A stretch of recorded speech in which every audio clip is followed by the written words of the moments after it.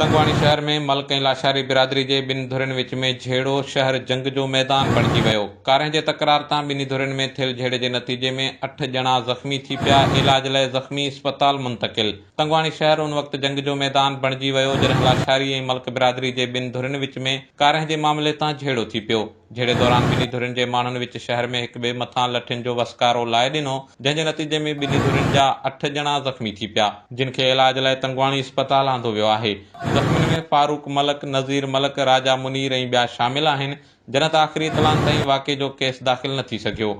तंगवाणी में मलक ऐं लाशारी बिरादरी जे ॿिनि धुरियुनि विच में थियल झेड़े बाबति तव्हांखे आगाह कंदा हलूं त ॿिन्ही धुरियुनि विच में कारहें जे मामले तां तकरार हलंदड़ आहे, जंहिं तां अॼु ॿिन्ही धुरियुनि जे माण्हुनि तंगवाणी विच शहर में हिक ॿिए मथां लठियुनि जो वसकारो लाए ॾिनो, जंहिं जे नतीजे में फारूक मलक, नज़ीर मलक, राजा मुनीर समेत ॿिन्ही धुरियुनि जा 8 ॼणा ज़ख़्मी थी पिया, जिन खे इलाज लाइ तंगवाणी अस्पताल आंदो वियो आहे, जॾहिं त आख़िरी इतलाउनि ताईं वाक़े जो केस दाख़िल न थी सघियो।